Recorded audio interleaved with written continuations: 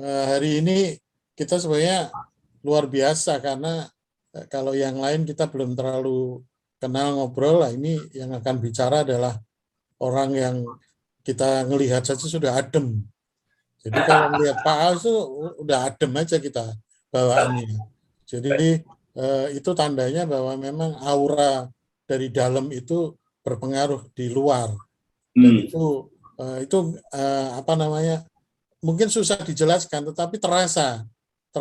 Jadi itulah kelebihan Pak Als, maka beliau paling layak untuk bicara di depan kita.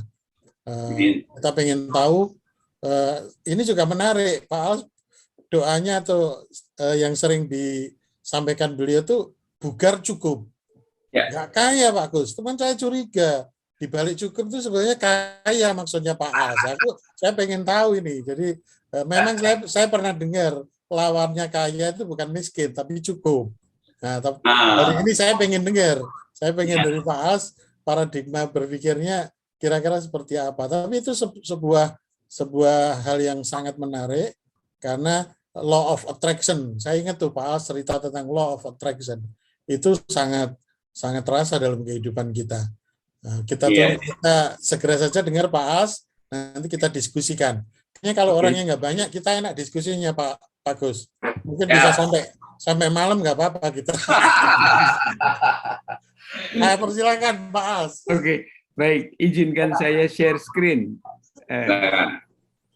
Saudara-saudaraku. Oke. Terima kasih.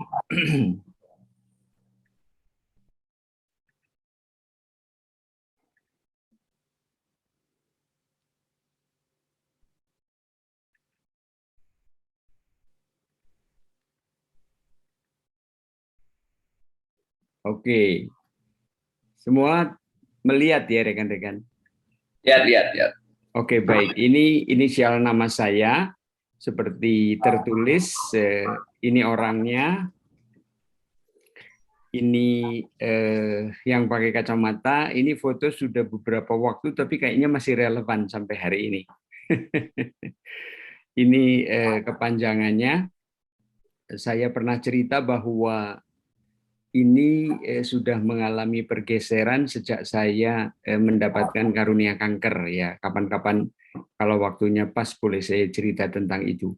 Sehari-hari saya adalah seorang praktisi soft skill dan bukan motivator ya. Kenapa begitu? Karena apa? Yang saya ngomong ini sudah atau sedang saya praktekkan. Terima kasih Pak Heri tadi sudah memberikan booster kepada saya luar biasa ya. Soft skill yang tertulis di sana kalau rekan-rekan perhatikan itu tulisannya tidak seperti biasanya. Itu ada artinya dan itu kata bentukan kami. Itu artinya adalah manusia seutuhnya. Orang akan tanya lagi, manusia seutuhnya itu seperti apa? Manusia yang baik sekaligus benar.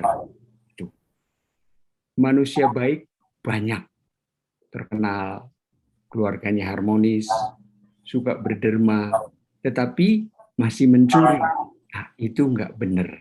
Ya, itu exclude dari soft skill. Dan kita sama-sama pengen agar hari ini menjadi manusia seutuhnya. Dan kenapa praktisi soft skill ini penting banget? Karena pada kenyataannya yang menjadi real adalah tindakan. Oke. Nah, rekan-rekan, yang tertulis di sini ini sangat menarik ya, dan saya sangat sependapat bahwa Indonesia akan semakin jaya jika banyak manusia bugar cukup. Benar, rekan-rekan. Nanti kita rasakan sama-sama. Sikap dan perilaku mulia ini akan sangat berarti bagi masyarakat yang mendambakan kedamaian dan kesejahteraan bersama. Meskipun tadi Pak Gus memberi catatan banyak-banyak, tetapi kesejahteraan yang dimaksudkan di sini juga termasuk di dalamnya ada kedamaian. Hidup rukun, berdampingan dengan enak tanpa melihat perbedaan-perbedaan yang mestinya malah bisa disatukan. Oke.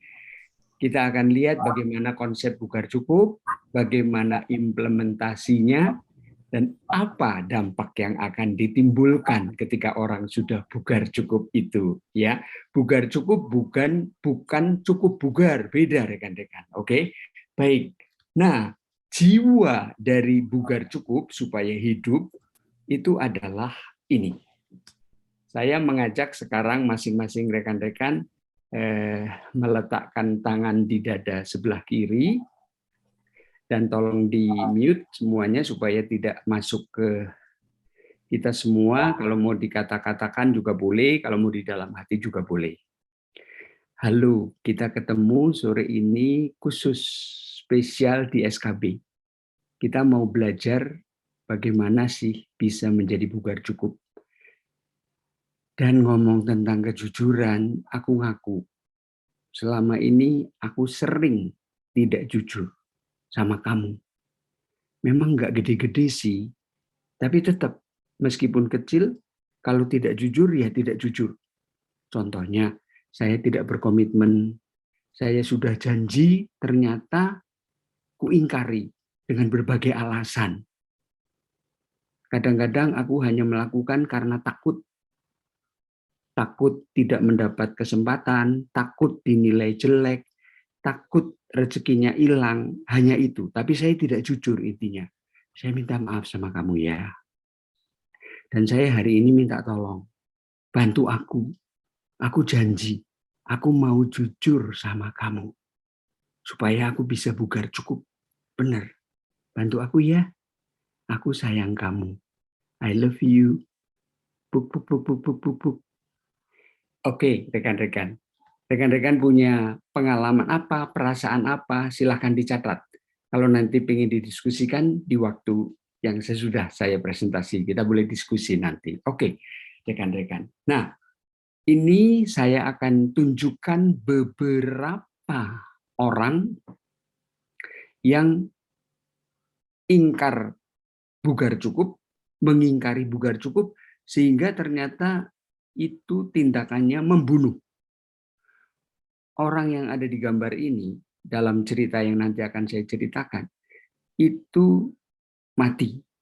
Jadi, suatu malam, seorang miliarder berjalan, dan dia menemukan orang yang berada di taman dalam keadaan tidak memakai jaket di musim salju yang tebal. Lalu miliarder itu menyapa bapak tadi. Pertanyaannya, kenapa kamu nggak pakai jaket? Dingin banget begini loh. Saya sudah terbiasa seperti ini. Jadi saya kuat. Oke. Tunggu ya. Saya ambilkan jaket. Saya punya jaket buat kamu. Biar kamu nggak kedinginan. Oke? Dengan penuh harapan, bapak ini menantikan.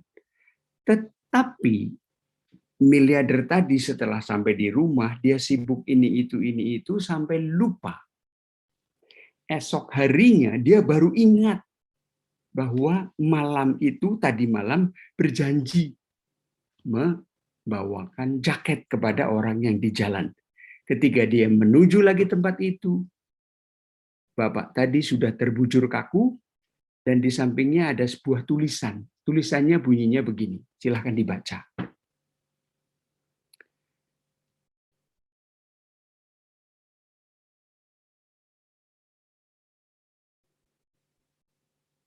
Saya ulangi membaca, saat saya tidak punya pakaian hangat, saya punya kekuatan mental untuk melawan dingin. Tetapi ketika Anda janji membantu saya berpegang teguh pada janjimu. Dan itu membunuh kekuatan mental saya. Rekan-rekan, lihat ketika orang ingkar dengan bugar cukup, artinya tidak setia pada janjinya, risikonya ada yang terbunuh.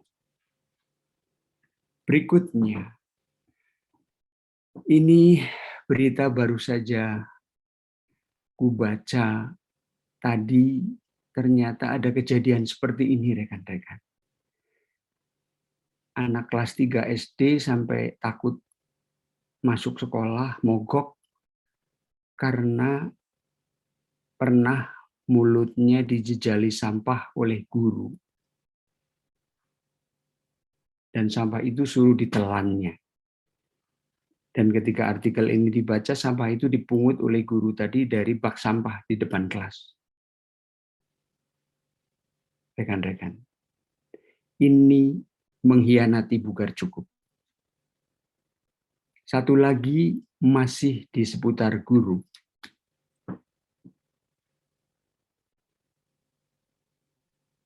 Oke.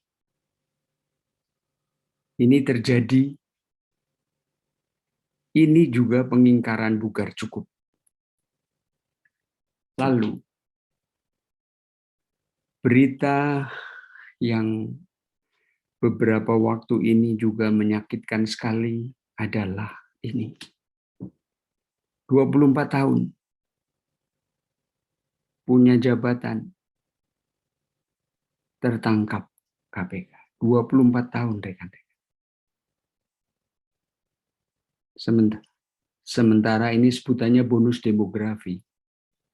Dia bukan leader for the future lagi. Now, she is a leader actually. Ini juga cerita yang masih simpang siur.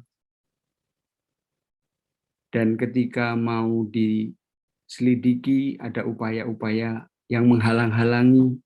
Ini yang ada di Langkat. Yang sebelah kanan ini yang ada di Pasir, Kalimantan. Ini pengingkaran terhadap Bugar Cukup. Ketidakjujuran yang terjadi. Ini membuat heboh. Yang lagi mau damai menjadi kacau oleh orang yang mengkhianati Bugar Cukup mereka ini. Nah, ternyata ada harapan untuk para milenial. Veronica ini sungguh-sungguh membuktikan bahwa ketika punya niat dan dia belajar, itu bisa berhasil. Ini orang Solo. Oke, ini bisa mengobati dari negeri kita. Nah, yang berikut ini dari negeri Filipina. Ini terjadi di 2016. Ini seorang fotografer ya. Namanya Tover Quinto Burgos. Suatu hari di daerah yang termiskin di Filipina, dia memotret seorang gadis dengan adiknya. Dan mereka ini peminta-minta. 2016 itu. Dan sekarang ini namanya Rita, dia menjadi model dengan bayaran termahal di negaranya. Jadi foto yang dibuat itu diviralkan dan akhirnya ada banyak orang yang mengendorse dia. Ini Bugar Cukup, rekan-rekan. Lihat dampaknya seperti itu. Oke, lihat bahwa ini semuanya dari niat. Nanti kita akan lihat. Nah, ini salah satu menteri yang kita mengenalnya sangat-sangat gigih. Ada aturan, tetapi tidak berpangku tangan, tidak lari menghindar, tapi mencari cara bagaimana aturan tidak dilanggar, tetapi masyarakat tetap tertolong. Ada keringanan izin. Ini Bugar Cukup, rekan-rekan. Demikian pula ini rakyat biasa yang punya hati ketika wali kotanya ditangkap KPK dan mereka bersorak-sorai, lalu mereka kaulan dengan mencukur gundul. Ada 100-an orang yang bersyukur dan minta supaya Pepen, ini nama wali kotanya, disidik sampai ke anak-anaknya. Ini orang-orang Bugar Cukup di levelnya. Dua orang ini hemat saya bugar cukup dalam versi masing-masing dan aneka tanggapan ada di mereka. Oke. Nah, rekan-rekan, bugar cukup itu asalnya dari 2W.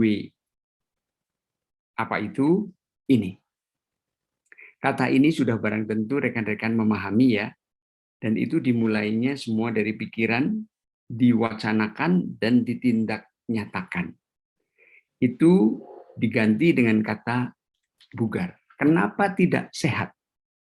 Bagi kami, kata bugar jauh melebihi sehat. Ada banyak orang yang secara fisik dikategorikan tidak sehat, tapi pikirannya bisa sangat bugar. Itu. Oke, ini yang pertama. Yang kedua adalah W-nya adalah warak. Ini konotasinya perut. Tetapi kami memakai gantinya adalah cukup. Dalam refleksi kami, kata cukup itu adalah level satunya dari kata bersyukur. Orang begitu banyak suka menggunakan kata bersyukur. Tapi kalau masih tertangkap KPK, masih melakukan penyimpangan, itu berarti dia belum lulus di level satunya. Apa itu cukup? Begitu rekan-rekan. Jadi ketika orang sudah bugar cukup, dia akan punya spesifikasi yang khusus. Nanti akan dijelaskan. Oke, implementasinya bagaimana sekarang rekan-rekan? Sederhana sekali sebenarnya. Ini implementasinya ada 4 hal. Ya, nang, ning, nung, shen. Nah, 4 hal. Sederhana sekali. Mari kita lihat. Ketika orang menghadapi situasi apapun, dia perlu tenang.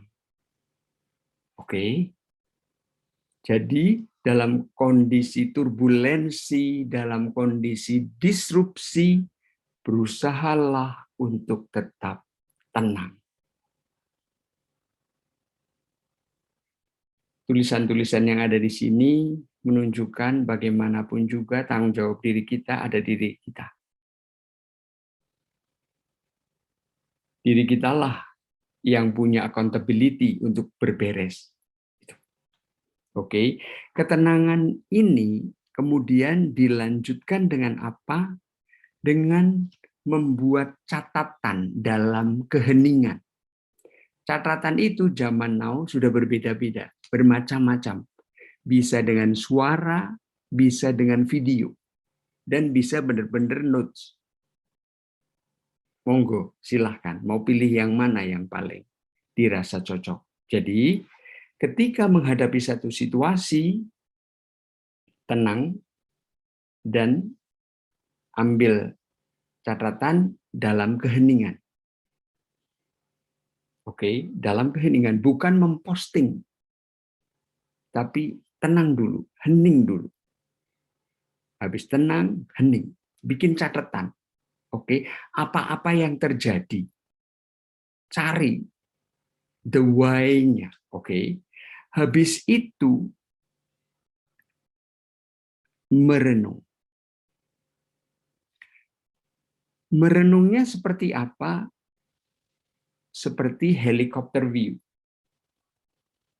Mobil sehebat apapun, kalau di jalan raya, itu kalau terhalang mobil box, dia akan kesulitan melihat ke kanan atau ke kiri atau ke depan, ya kan? Tetapi helikopter dia punya range of view yang jauh lebih lebar. Disitulah merenung. Jadi catatan-catatan tadi dibikin priority, diurutkan mana yang pertama, the why-nya, the how-nya. Oke, itu kita lakukan dengan tenang, hening, dan sambil merenung ini. 3. Dan yang keempat, sudah barang tentu, ya, action. Kerja, lakukan. Konkret. Oke. Simpel kan rekan-rekan? Oke. Nah, dampaknya yang akan timbul apa? Menarik dampaknya. Ini. Insan bugar cukup menghasilkan insan yang hasilnya adalah BBM, insan BBM. Tulisannya 3, isinya 4. Ya, beli 3, dapatnya 4, ada bonus 1. Yang pertama, berarti meaningful person. Orang yang di mana-mana diperhitungkan, bukan karena jabatannya, rekan-rekan, tetapi karena dia mau peduli dengan lingkungan. Dia mau sungguh-sungguh hadir. Oke. Dia mau sungguh-sungguh berkontribusi positif dan nyata pada saat itu. That's meaningful person. Itu orang yang bahasa daerahnya migunani, berguna. Oke. Yang berikutnya adalah berbagi. Ini bukan cuma soal materi, bukan. Waktu misalnya. Atau contoh, kita lagi berkendara dan di depan melihat ada orang yang lagi kesulitan belok. Rem. Kebanyakan kita ketemu adalah di klakson. Lu ngapain? Dia lagi kerepotan kok. Atau kita lagi enak-enak berkendara, belakang kita klakson, klakson, klakson. Minggir. Udah, itu bukan cukup tandanya. Ya, mau berbagi. Oke. Dan kalau misalnya di tim kita ada orang yang kategorinya lelet, nah itu kesempatan berbagi yang luar biasa dengan sudut pandang bugar cukup. Oke, bukan cuma sudut pandang saja, tapi niat nanti kita lihat. Oke, M-nya isinya 2, meneliti dan merefleksi.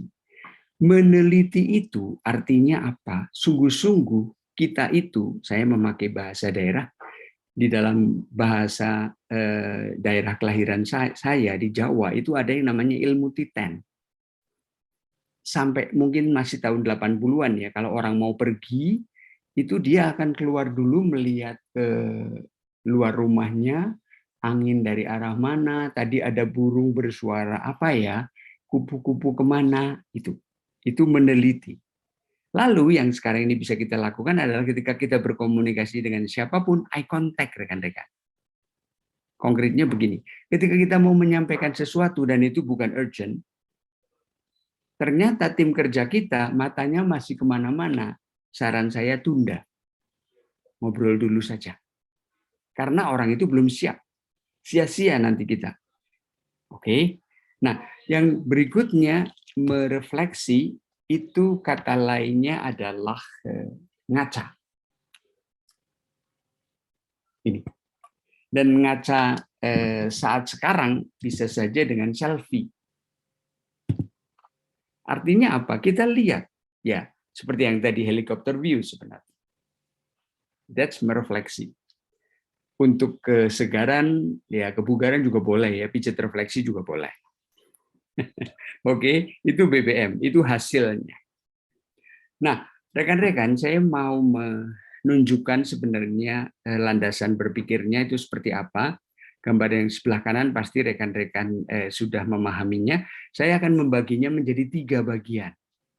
Dan yang tadi kita sudah lihat, insan bugar cukup, yang menghasilkan insan yang berarti, berbagi, meneliti, dan merefleksi itu, mulainya dari mana sih? Oke, mulainya dari sini. Ya. Jadi, kalau pemahaman kami ya, paradigma itu masih di atasnya niat. Niat itu yang tahu itu hanya saya atau rekan-rekan. Kecuali saya menceritakan, rekan-rekan tidak tahu niat saya, dan sebaliknya juga. Suami tidak tahu niat istri dan sebaliknya, anak-anak juga, orang tua juga, dan seterusnya. Hanya kalau diceritakan baru tahu. Itu pendekatan kami dari niat. Ini kemudian akan menunjukkan atau memunculkan sifat atau sikap atau attitude. Oke, yang setelah pergaulan beberapa waktu akan ketahuan. Nah, yang paling jelas adalah ini. Dan kalau bisnis sehari-hari yang rekan-rekan lakukan, adanya yang di merah itu. Kalau saya persentase itu 10%. Yang di bawah ini karakter 90% rekan-rekan. Dan itu semua di-trigger dari sini. Maka betapa penting niat ini kita sadari. Dan upaya kita bugar cukup dimulainya dari niat. Oke, sekarang kita akan bicara niat itu apa. Niat yang kami yakini adalah CINTA. Bahasa Inggrisnya apa? Love. Nah, makna yang jarang-jarang orang pakai adalah ini, rekan-rekan. Ini masih terbatas dipakai kosong ini ya, oleh wasit bulu tangkis dan tenis yang mengatakan di awal pertandingan love all, kosong, kosong. Dan itu kata yang gampang dipahami adalah ini. Jadi, kalau benar-benar niatnya sudah kosong, itu nggak akan ada sakit hati. Oke, rekan-rekan? Nah, ini video bagus menunjukkan bagaimana bugar cukup, bagaimana hasilnya BBM itu terjadi dan kapan. Video pendek tetapi sangat bagus. Mari kita dengarkan sama-sama. You work hard, you make money, you do it for yourself. That's not life. You go out, you seek for people who need your help, you make their lives better. You become that sponge which can absorb all the negativity, and you become that person who can emit beautiful positive vibes. And when you realize that you have changed someone's life, and because of you, this person didn't give up, that is the day when you live. Oke, rekan-rekan. Jadi, bugar cukup itu menghasilkan insan hidup. Dan insan hidup itu buktinya apa? Dia berarti, dia berbagi, dia meneliti dan merefleksi. Oke. Orang ini tadi mengatakan jadilah seperti spons. Serap, bahkan energi yang negatif, rekan-rekan. Lihat, itu bugar cukup kekuatannya ada di sana. Karena niat kita zero. Nggak sakit, rekan-rekan. Kalau masih sakit berarti masih ada pamrih. Oke. Nah, rekan-rekan, berikutnya adalah video terakhir. Ini kaitannya dengan negeri kita. Kita punya pemimpin yang bugar cukup dan akan diceritakan oleh salah seorang menterinya. Mari kita simak sama-sama. Jadi begini, saudara. Saya mulai dari cerita ya. Pada suatu hari, Pak Jokowi itu pergi ke Tanjung Priok. Beliau marah. Kenapa? Karena proses investasi terhambat. Kenapa? Karena di situ terlalu banyak hukum yang menghambat. Dwelling time waktu itu. Waktu bongkar muat barang dari luar negeri itu perlu waktu 7 hari. Sudah datang. Kenapa 7 hari? Kata Presiden. Pak, ini diperiksa dia bea cukai berdasar undang-undang bea cukai 1 hari. Besok diperiksa lagi dari berdasar undang-undang narkoba. Besok diperiksa lagi oleh Polair, polisi air, katanya ada pelanggaran. Besok diperiksa lagi oleh imigrasi. Besok sampai ada 8 pemeriksaan. Apa tidak bisa disederhanakan? Panggil Pak Norman, panggil Pak Norman Nasution ya, Darmin Nasution Pak. Ini bisa enggak nih diperpendek? Bisa Pak. Berapa hari bisa? 3 hari bisa. Dari 7 hari jadi 3 hari bisa, kata Pak Norman.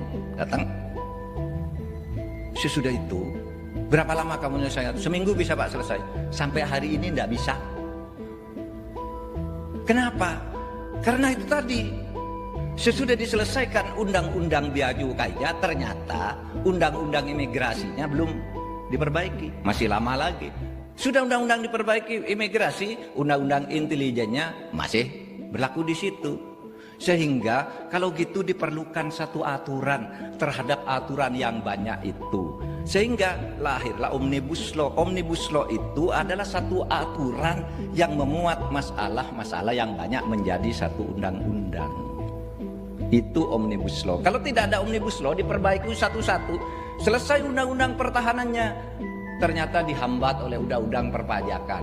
Selesai undang-undang perpajakan, ternyata dihambat oleh undang-undang intelijen. Selesai ininya dihambat oleh undang-undang. Selesai undang-undang karantinanya dihambat oleh undang-undang pertanian. Selesai undang-undang pertanian dihambat oleh undang-undang kelautan. Dan selesai. Kalau gitu buat satu aturan namanya Omnibus Law. Jadi tidak ada undang-undang Omnibus Law itu, tidak ada. Ya, Omnibus Law itu nama ilmu. Undang-undangnya sendiri namanya Undang-Undang Cipta Kerja, bukan Undang-Undang Omnibus Law. Undang-Undang Cipta Kerja itu mekanismenya melalui Omnibus Law. Ini belum masuk ke istilahnya dulu nih, istilahnya. Rekan-rekan, sudah terbayangkan bagaimana perlu dan pentingnya menjadi bugar cukup mulai hari ini? Terima kasih, rekan-rekan. Tangan dulu untuk Pak Sal, tepuk tangan dulu untuk Pak Sal. Ya, nanti Pak Kus saya minta Pak Kus bahas ini. Jadi saya mau komen dulu, Pak Sal. Pak Sal ini ditulis tadi praktisi soft skill, bukan motivator. Saya kira motivator banget ini. Jadi Iya. ini motivator banget. Jadi materinya ini kalau dikemas Pak Kus bisa 5 juta ini satu peserta ini. Kalau di off air kan. Jadi saya kira saya baru ngerti ternyata bukan cukup dari waras dan warak. Wah, itu meleset tepat ya. Jadi waras dan warak benar. Kalau orang waras dan warak amanlah dunia ini. Saya kira saya dapat poinnya. Saya dari cerita yang banyak tadi, kata-kata yang paling menohok adalah yang pertama, Pak Sal, yang soal janji yang bisa tidak tepat janji bisa membunuh tadi. Itu bukan hanya sangat efektif, tapi sangat puitis menurut saya. Jadi itu keren betul tuh contoh itu, bahwa orang mengingkari janji itu bisa membunuh. Nah, itu keren sekali. Membunuh mental kita ya. Pak Kus dulu. Pak Kus biasanya nyuruh orang bahas. Sekarang Pak Kus dulu yang akan membahas. Ya, menarik ini. Ya, tadi saya konsentrasi ke nangening nungsen. Jadi nangening nungsen ini menarik menurut saya. Jadi ya kalau dalam bahasa praktisinya itu di dalam dalam proses pengembangan atau pelatihan itu kan tenang ini lebih ke arah ada pengendapan berpikir. Artinya kalau orang proses berpikir kritis itu Pak. Jadi mungkin itu yang dimaksud Pak Sal adalah tenang ini dalam rangka menjalankan proses berpikir kritis. Karena sesuatu yang berimpact di lingkungan kita tanpa adanya proses berpikir kritis pasti akan berat. Nah, untuk itu kelanjutannya kan kita perlu melakukan pengembangan individual melalui cara berpikir kritis tadi. Karena ini menjadi bagian penting. Jadi tenang itu tidak hanya sekedar diam gitu kan, tapi berpikir ada apa ini gerakan, apa yang impact-nya menjadi persoalan ke negara, apa yang menjadi persoalan impact kita. Nah, ketika orang punya proses berpikir kritis ini, dampak yang terjadi sekarang ini, hoak-hoak itu akan lenyap sendiri. Contohnya, waktu itu kan saya pernah bilang, orang di WAG hanya senangnya itu forward pendapat orang lain. Saya alhamdulillah belajar untuk tidak seperti itu. Iya itu. Kalau nggak betul-betul ada korelasi dengan KB. Nah, ini cara kita, karena berpikir kritis. Mas Edi itu kelihatannya prosesnya sama. Saya lihat Pak Edi ini ngikutin dan dia berusaha untuk melainkan apa yang di-share itu ada. Tapi teman kadang-kadang nggak ngeh gitu loh. Ada materi yang nggak relevan masuk.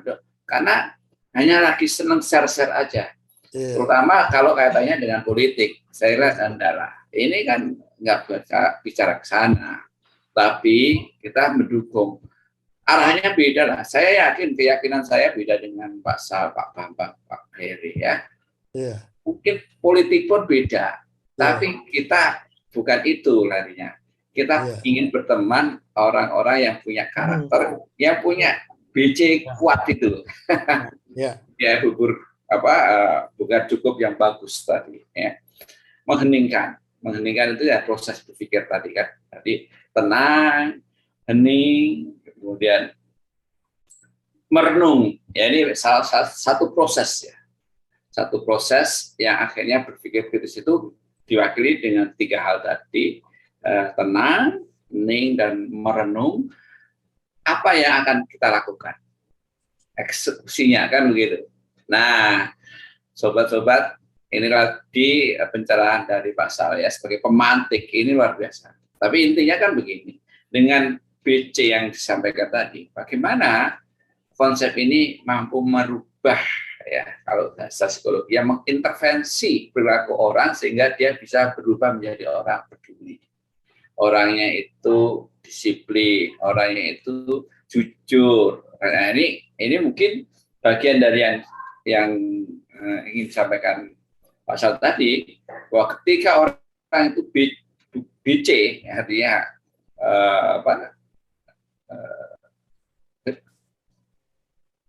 BC itu apa tadi?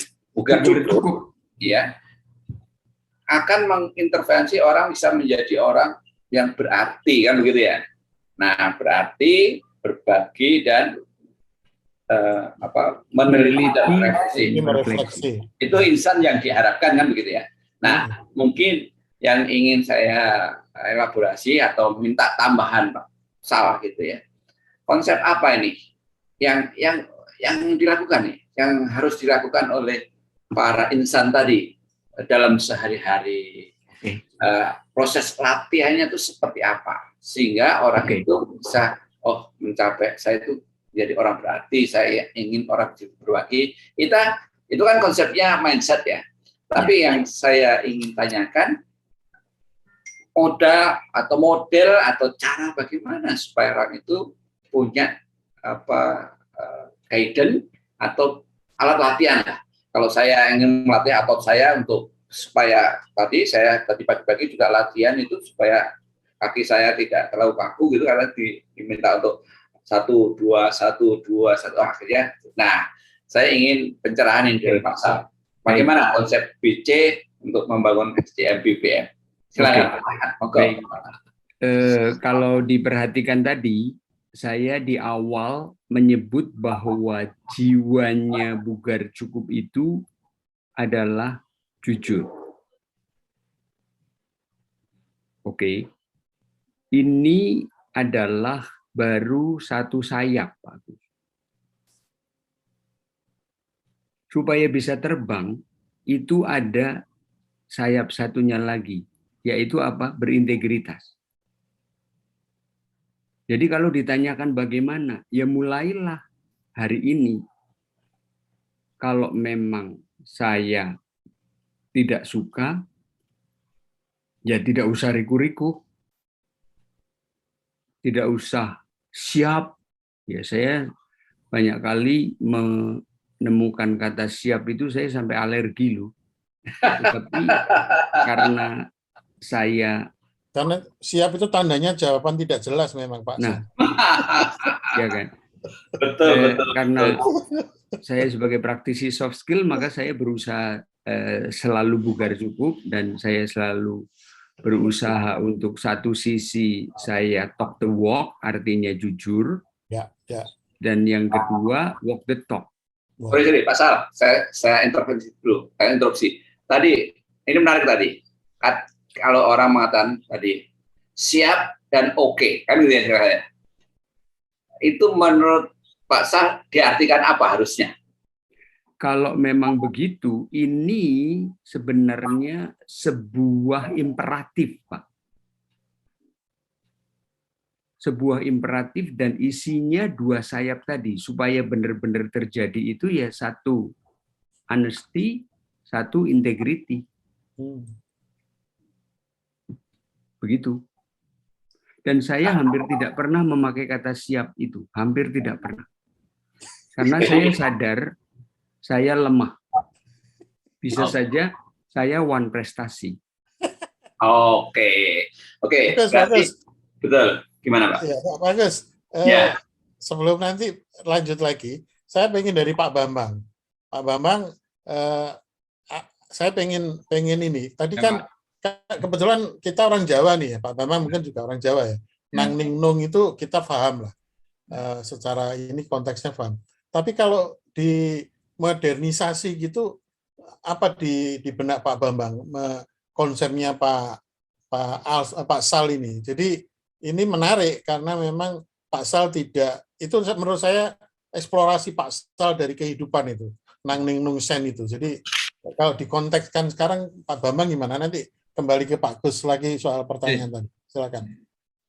Kalau menurut saya itu ini konsepnya Pak Sal itu didasarkan kepada renungan-renungan yang mendalam berdasarkan dari pengalaman batin dan perbuatan selama ini.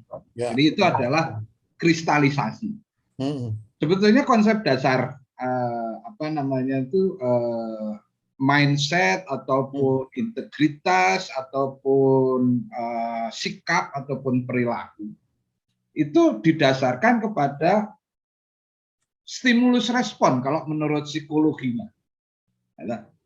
Karena ada stimulus, ada satu kejadian, kemudian bagaimana orang memberikan respon terhadap itu.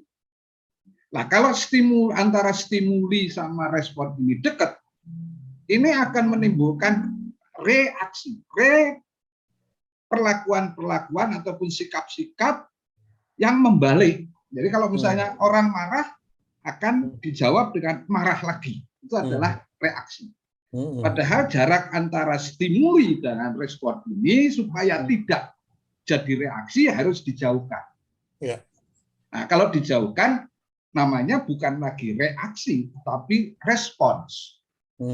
Memberikan respon. Ya. Respon itu berarti didasarkan kepada jarak ini. Jarak ini adalah pilihan-pilihan. Jadi makanya kenapa timbul nang ning nong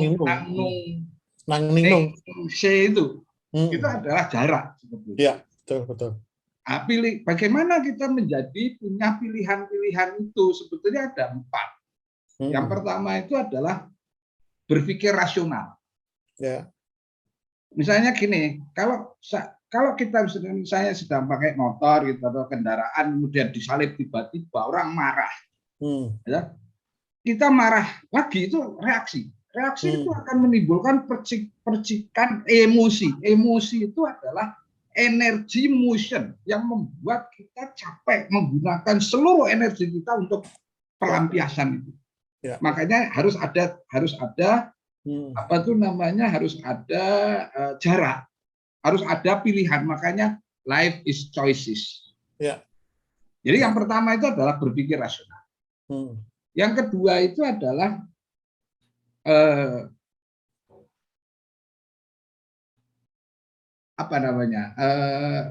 orang punya hak.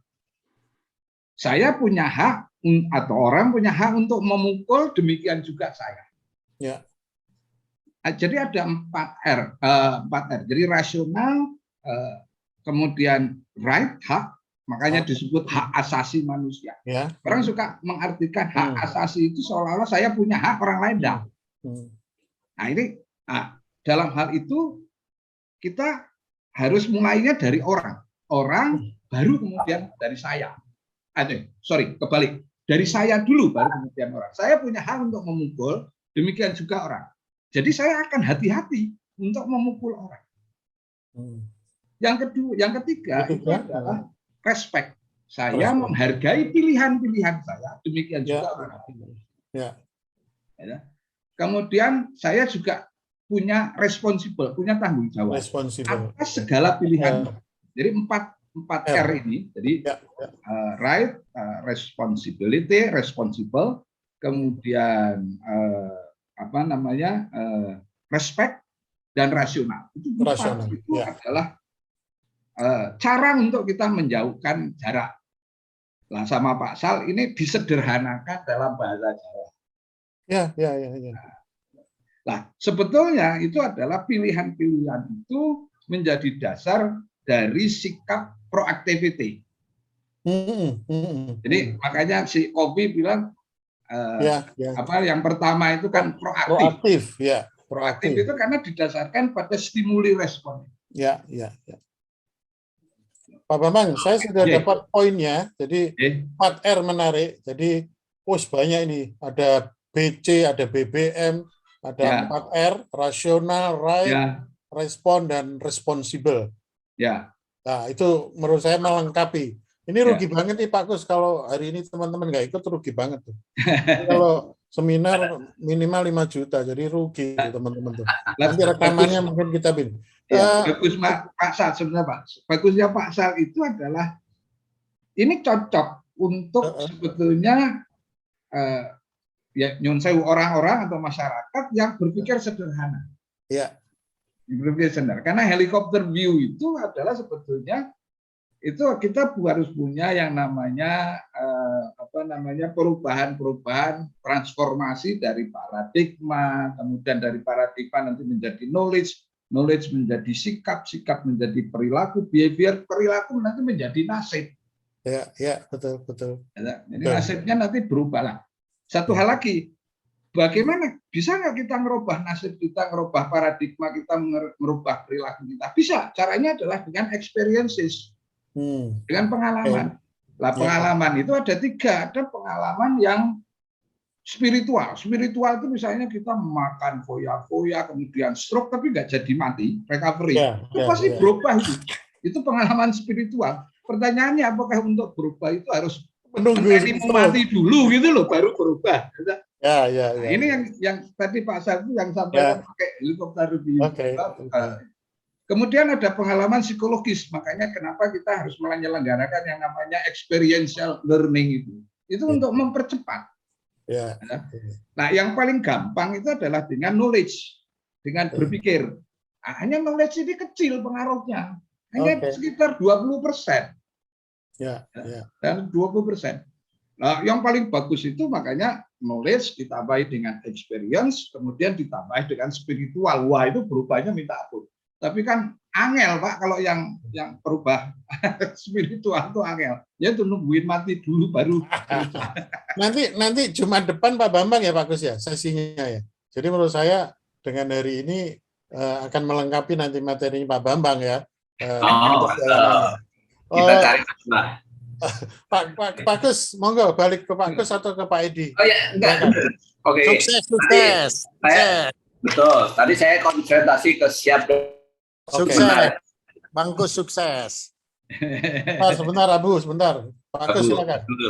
Jadi saya supaya mengingatkan teman-teman di WA dimanapun ya, pemirsa TV Kader Bangsa ini. Jadi seringkali kita dalam grup atau dalam komunikasi dengan siapapun, seringkali mengatakan siap, oke bos, kan itu.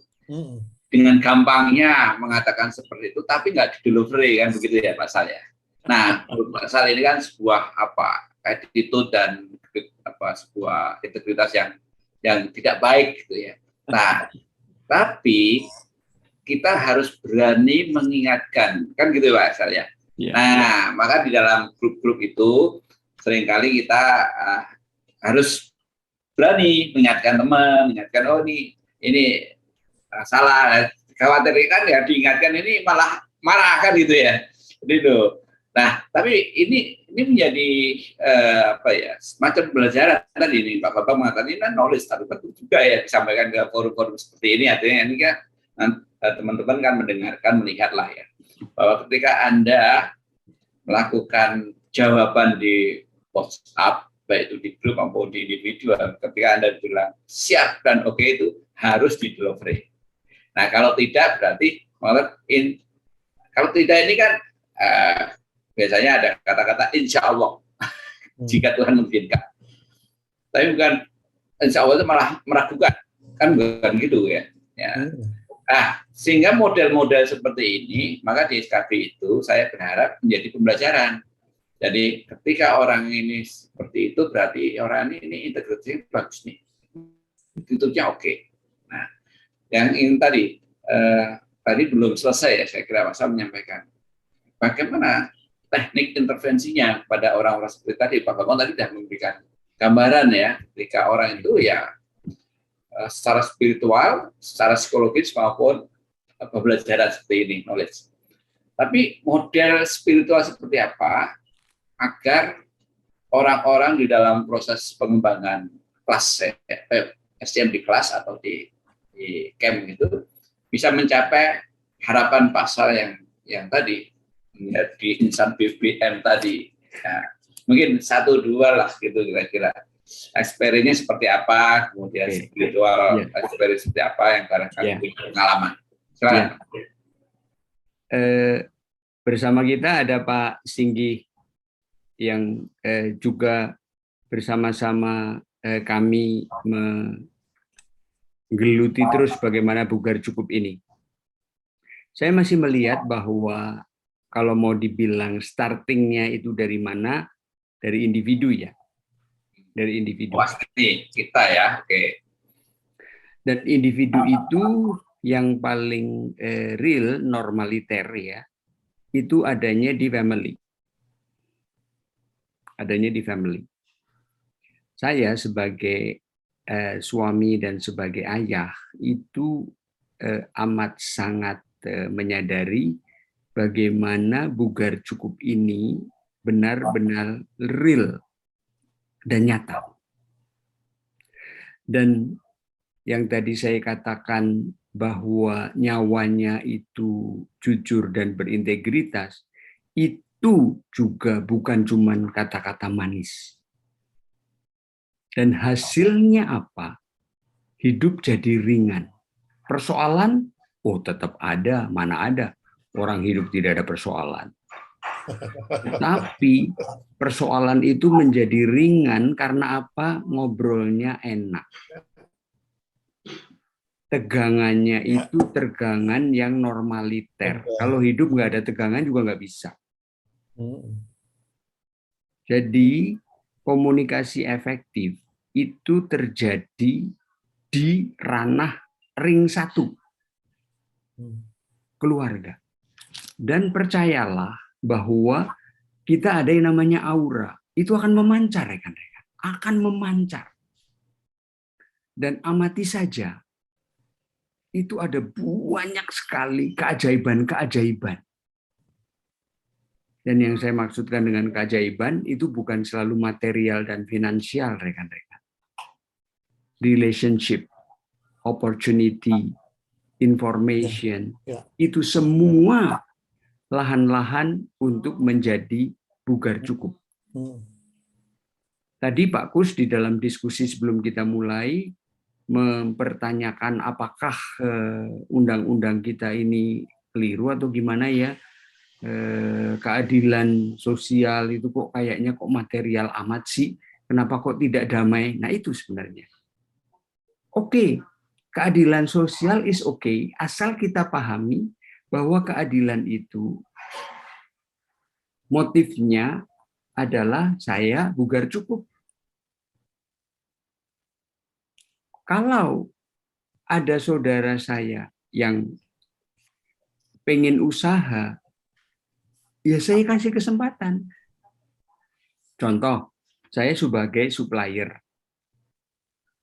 Kalau saya ngambil untungnya terlalu gede, itu berarti orang-orang yang ngambil dari tempat saya nanti kerepotan jualannya.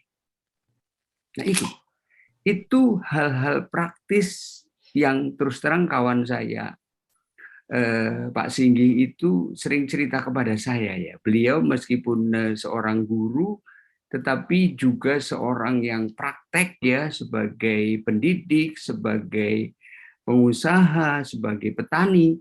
Sehingga saya banyak banget belajar bagaimana Bugar Cukup ini benar-benar real, dan itu bukan cuman kata-kata manis. Nggak bisa di sini. It works. Ini sungguh-sungguh berjalan. Tetapi memang nyawanya 1, integrity, 2, honesty. Itu Dan ini berat, rekan-rekan.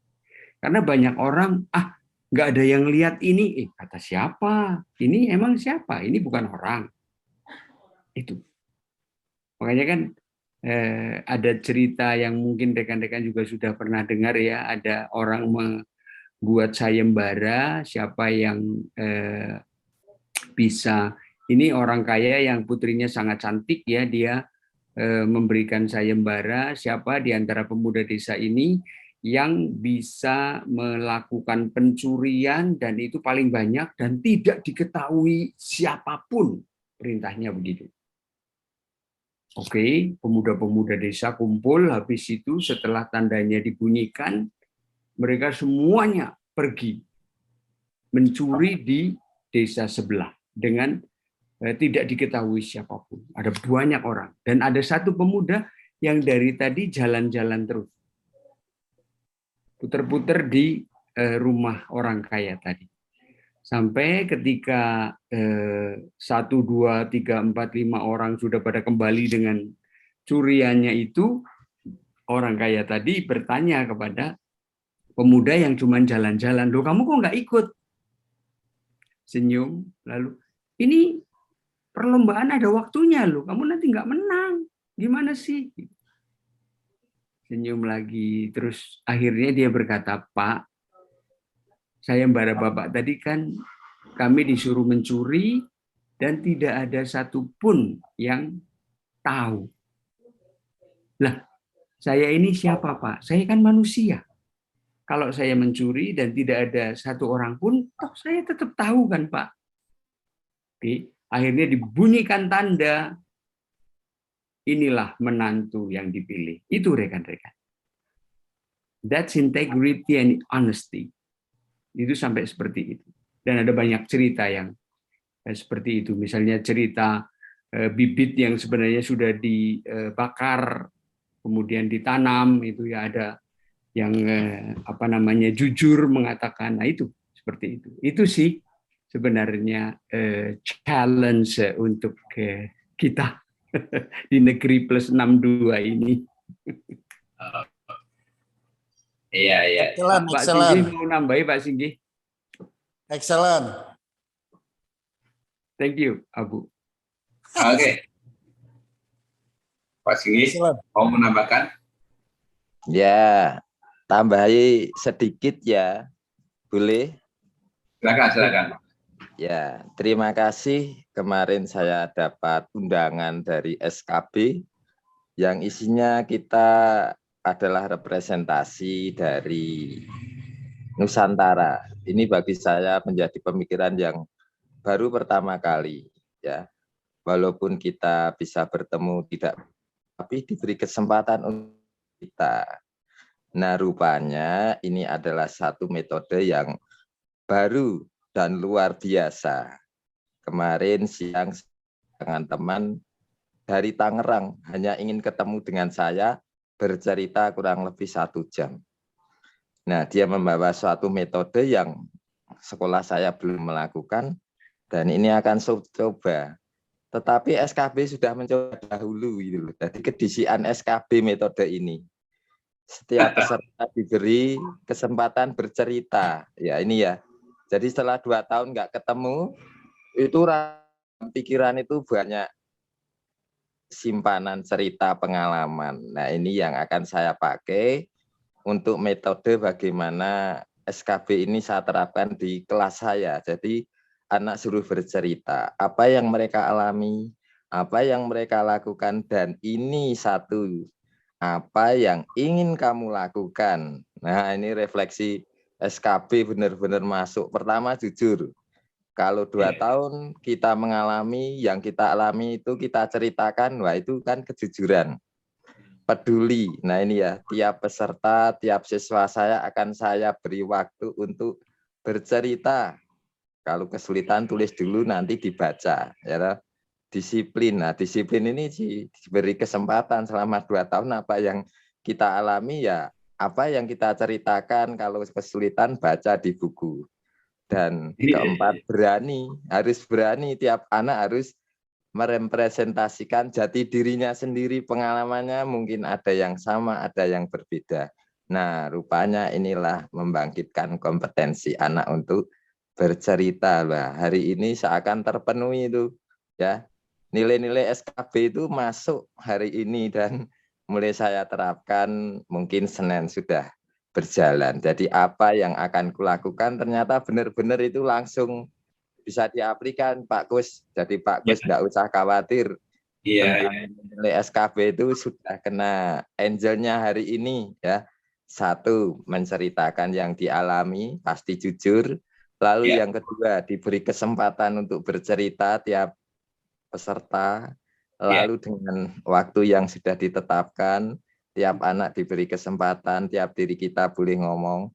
Nah, ini melatih keberanian dan pasti kompeten kita tadi dikatakan Pak Bambang, di mana dengan pengetahuan itu walaupun 20% sangat penting ini, ya.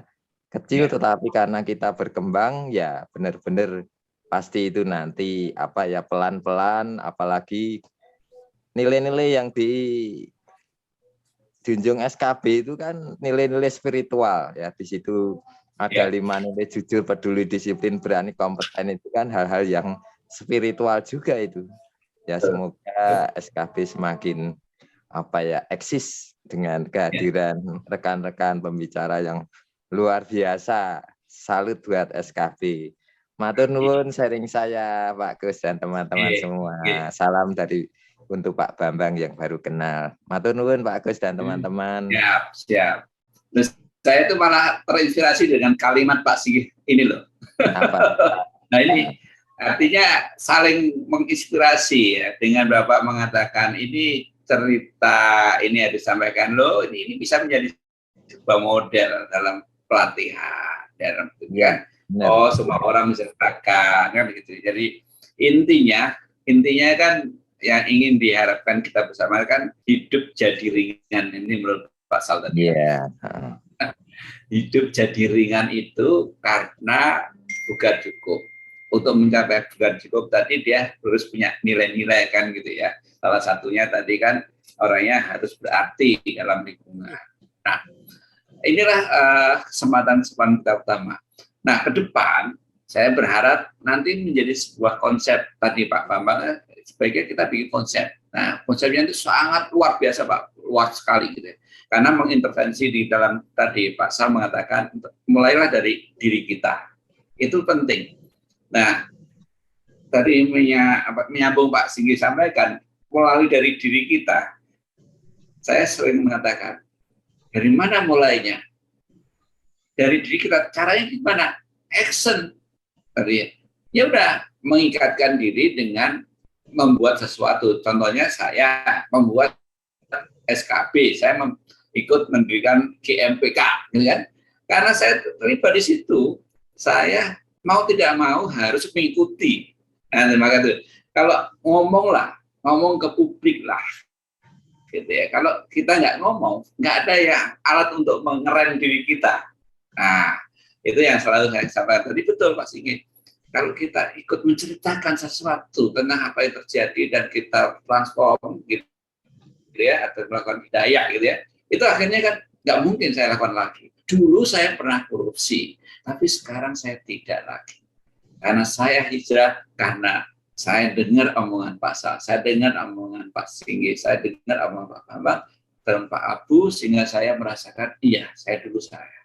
Tapi sekarang saya tidak. Nah inilah yang ingin saya cari.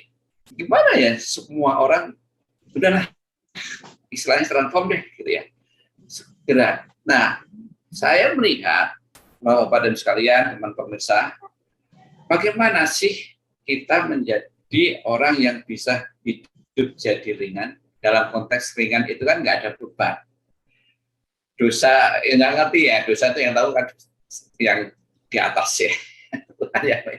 Tapi paling tidak beban itu menurut saya nggak banyak hal-hal yang negatif yang kita jalankan dan orang merasa terbebani karena itu. Janji, berarti janji nggak pernah ditepati, ya kan, ngomong besar gitu kan, ini berat sekali.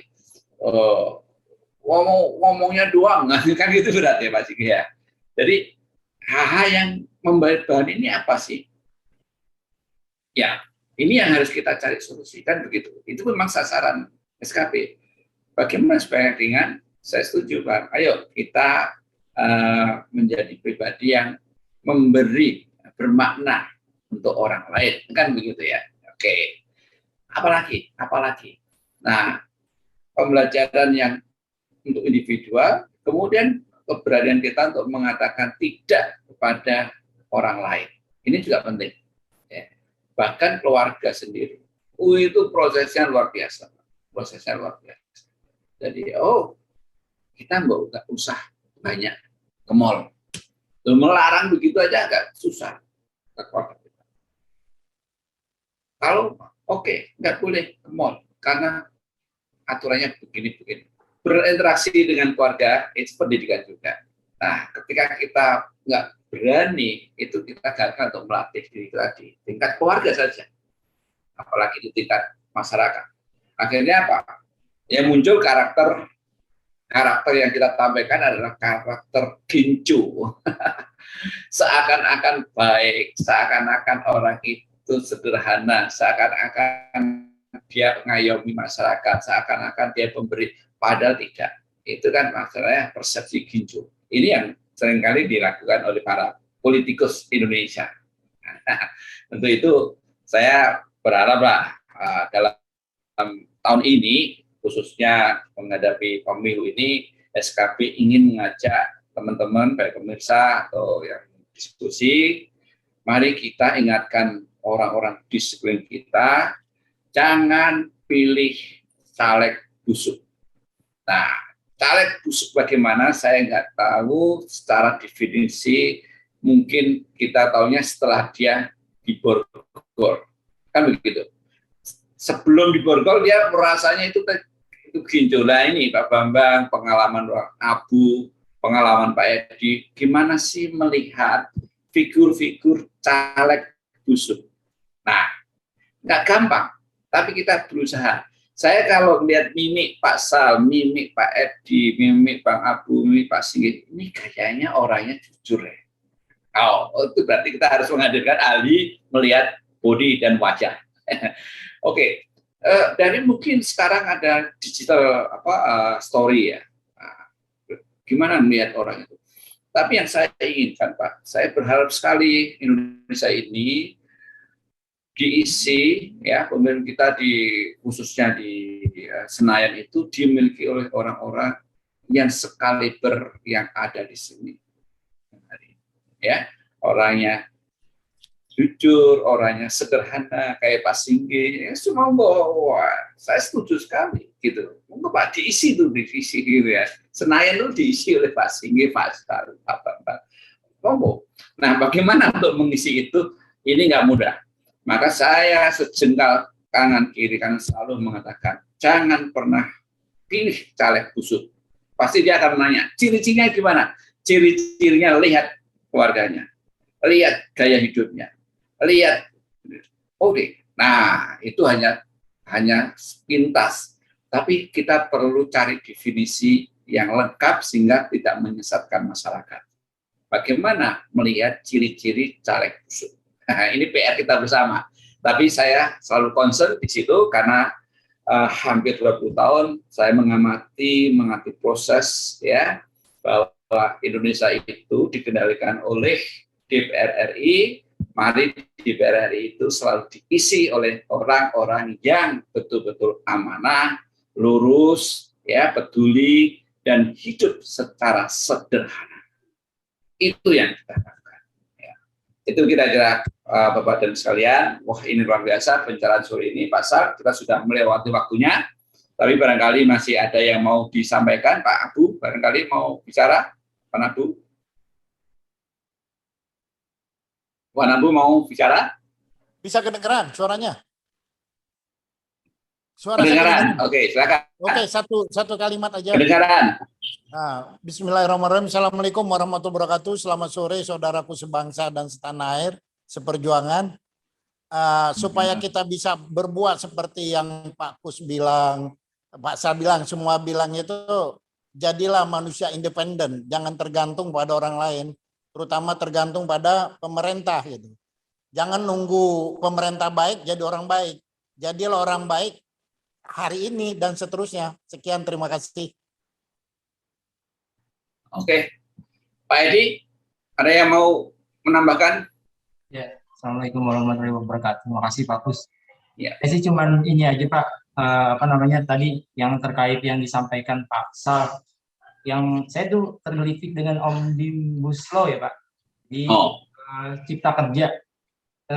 Yang saya ketahui itu Cipta Kerja sekarang sudah ada keputusan dari MK bahwa harus diperbaiki kaitan dengan ada kecatatan hukum pembentukan undang-undang tersebut. Jadi kalau andaikan nanti minimal nanti bisa Bapak jelaskan juga bahwa niat baik tidak cukup, tapi harus disusun dengan cara yang baik, gitu. Jadi paling tidak banyak orang yang baik, tapi banyak juga orang yang akhirnya jadi setan bisu karena dia tidak mengungkapkan kebenaran. Itu yang sebetulnya jadi PR. Saya setuju banget dan mengkonfirmasi bahwa kebaikan itu dimulai dari diri, dari lingkup terkecil keluarga, tapi setelah itu juga harus dipikirkan bagaimana sekolah-sekolah formal menciptakan regulasi atau suasana belajar mengajar yang etikanya bagus, Pak. Kalau di luar negeri kan mungkin beberapa negara kita tahu anak SD kelas 1 sampai kelas berapa dia tidak diberikan ujian, Pak. Tapi bagaimana diberikan pendidikan kejujuran, diberikan suasana yang akhirnya dikasih akhlak yang baik, pendidikan yang akhlak yang baik, baru setelah itu kita bicara akademik. Mudah-mudahan ke depan di Indonesia akan seperti itu, dan kayaknya Mas Nadiem ini pikirannya sudah melampaui zamannya, dan kita berharap kita bisa melihat 2-3 tahun ke depan akan pendidikan kita lebih baik dari sekarang. Ini dia tambahannya. Baik, oke. Mas Heri, gimana Mas Heri? Halo, Pak Heri? Oke, Pak Heri lagi ada rapat. Silakan Pak Sal untuk closing statement. Baik.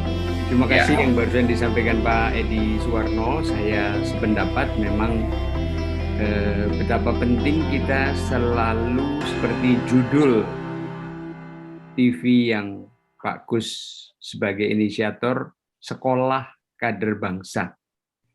Sekolah ini kadang-kadang orang males ya, tetapi kata belajar sebenarnya jauh lebih orang mau. Karena sekolah banyak kali alergi, tapi kalau belajar itu sinau itu orang kebanyakan mau, meskipun pada kenyataannya jauh melebihi kesulitannya waktu sekolah ya. Maka saya tetap meyakini bahwa kita perlu belajar, kita perlu mencoba, kita perlu terbuka supaya kita dapat sesuatu dan diproses, lalu diobrolin seperti ini. Ini sebuah proses penyaringan, sebuah proses verifikasi, sebuah proses menemukan intisarinya dan jati diri kita masing-masing. Terima kasih untuk antusiasme rekan-rekan semua. Selamat sore. Selamat sore. Terima kasih Pak Sal sebagai pemantik diskusi, Pak Heri, Pak Singgi, Mas Bambang, Pak Abu, dan yang lainnya, saya juga. Terima kasih yang lain-lain yang tidak bisa saya sebutkan satu persatu, dan para pemirsa TV Kader Bangsa, terima kasih atas waktunya, atas atensinya. Semoga kita ke depan bisa mendapatkan insight-insight lagi, dan tujuan kita adalah bagaimana kita menjadi manusia yang bermanfaat, sehingga kita bisa memiliki andil dalam pembangunan bangsa ini menjadi bangsa yang makmur dan berbahagia. Demikian, terima kasih. Assalamualaikum warahmatullahi wabarakatuh. Salam sukses, salam sehat untuk kita semua. Salam, terima kasih Pak. Pamit. Pamit.